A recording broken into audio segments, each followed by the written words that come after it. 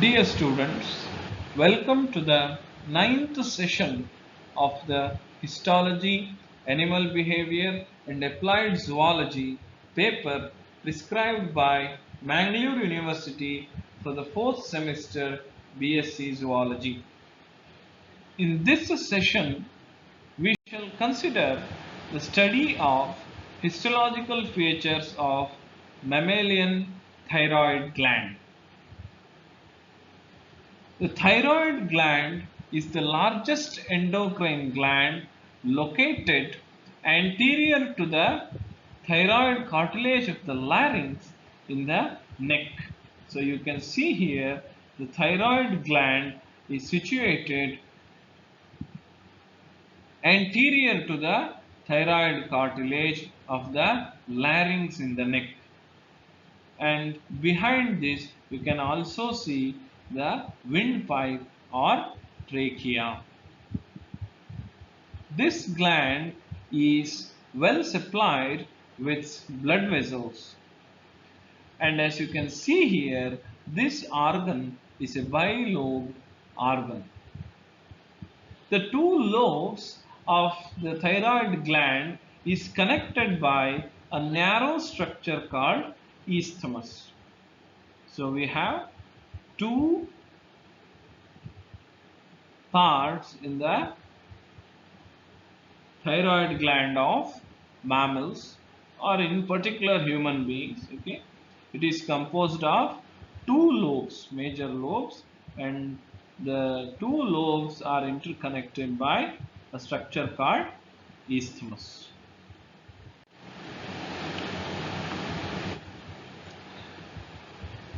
The thyroid gland is surrounded by a dense, irregular, collagenous connective tissue capsule in which the parathyroid glands are also embedded.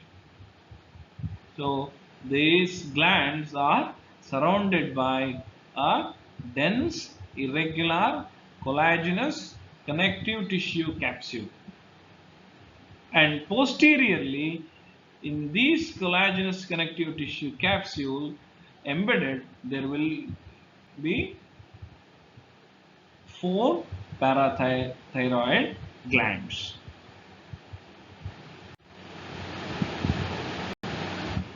Anatomically, that means if you take the TS of transverse section of thyroid gland, and if you stain them and try to study them, you can see it is internally subdivided by capsular septa into lobules containing follicles. So you can see the septa of the capsules entering into the organ, forming many wall-like structures. Okay, these wall-like structures are called septa, and they divide the entire organ into many lobules, and each lobule is characterized by the presence of something called thyroid follicles. The septa also serves as a conduit for blood vessels, lymphatic vessels, and nerves. See, these blood vessels, lymphatic vessels, and nerves enter into the thyroid gland through this septa.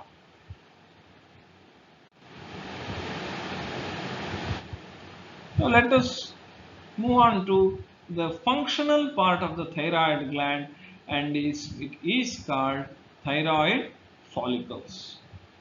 You can see here, this is a photograph of stained thyroid gland. You can see many cells with large conspicuous nucleus having many follicles. So let us now look into the structure of thyroid follicle. These thyroid follicles are spherical structures filled with a viscous gel, mostly consisting of iodinated thyroglobulin called colloid. You can see here the thyroid follicles are having a large lumen inside, which is always filled with a viscous gel-like fluid, which mostly contains the iodinated thyroglobulin, the major secretion of the thyroid gland.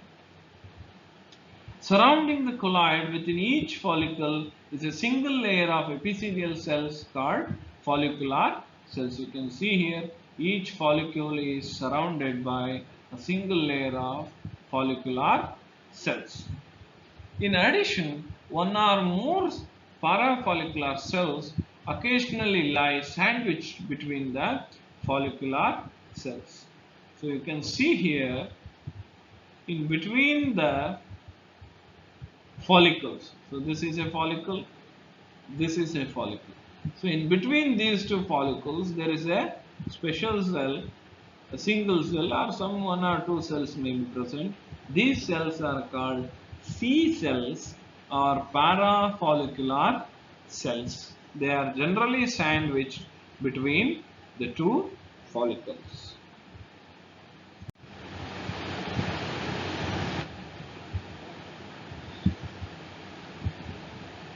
Both of these parenchymal cell types, that means the parafollicular cells as well as the follicular cells.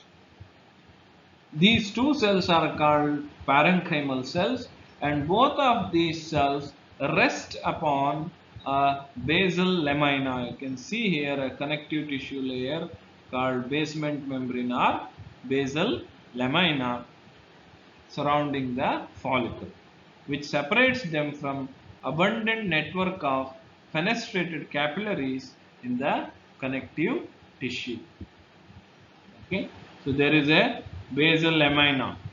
Fine, follicular cells and C cells will be present, and surrounding them there will be basal membrane called basal lamina, and immediately after that there will be connective tissue composed of blood capillaries which are fenestrated in nature. That means they have large pores, they are discontinuous in nature.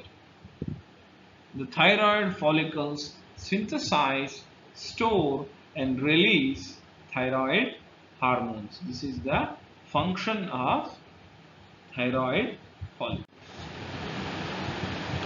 Now let us see the detailed structure of the follicular cells.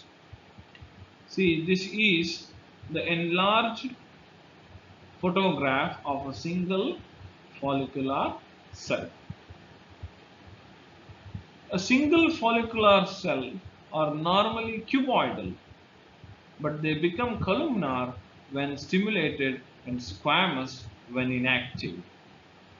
So that means they are very dynamic structures. When they are inactive, they will be squamous epithelial cells. They are columnar like when they are stimulated. That means they look like columnar cells when they are stimulated, and normally they are cuboidal cells.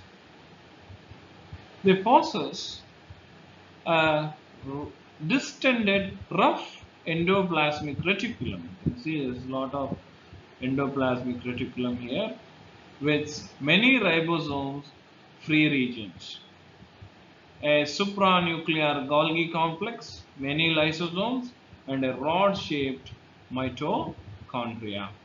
So you can see here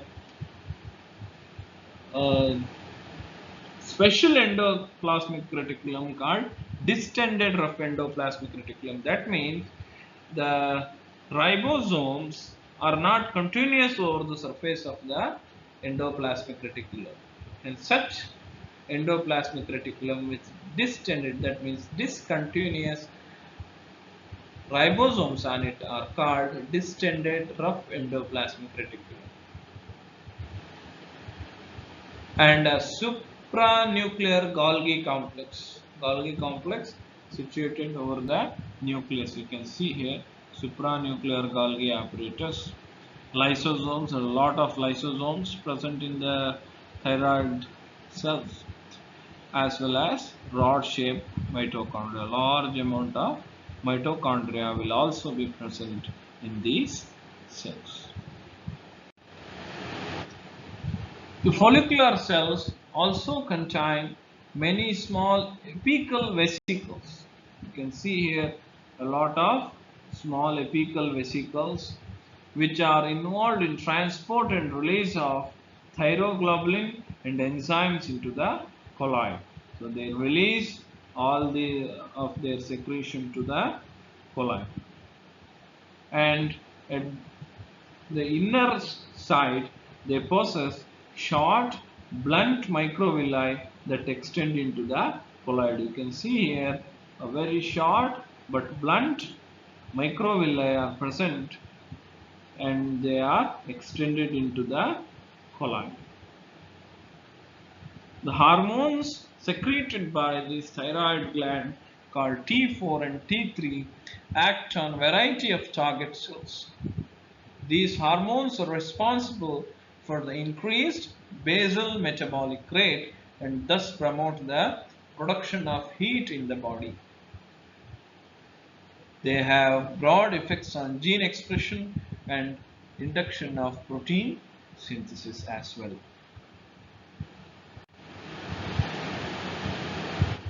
See, we have already studied about this C cell, but not in detail, right?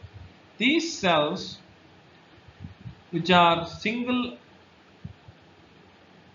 cells, they are not, cells which are in group, and they are flanked in between two thyroid follicles. So this is a thyroid follicle, this is thyroid follicle. In between, you can see one or two cells which are flanked, sandwiched between two follicles.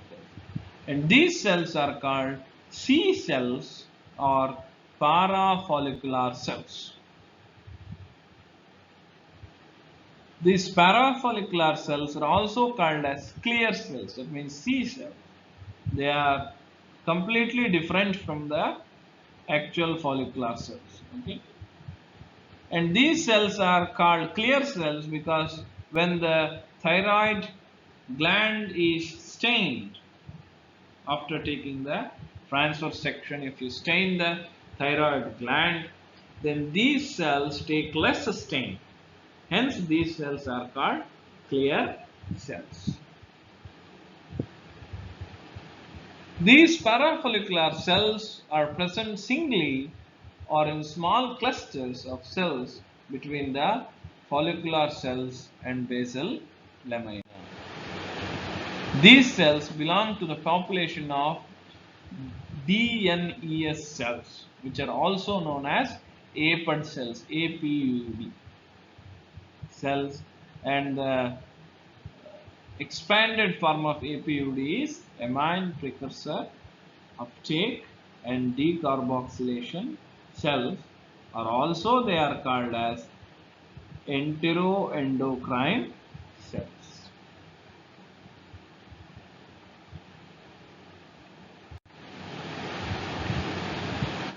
These C cells possess elongated mitochondria, substantial amount of rough endoplasmic reticulum, a well-developed Golgi complex, and many membrane-bound dense secretory granules. And these secretory granules contains the packed secretions of the clear cells. And what is the function of the clear cell now? They synthesize and release a hormone called calcitonin, which is a polypeptide hormone released in response to the high blood calcium levels. Hence, calcitonin functions primarily to lower the blood calcium levels by inhibiting bone resorption by osteoclasts.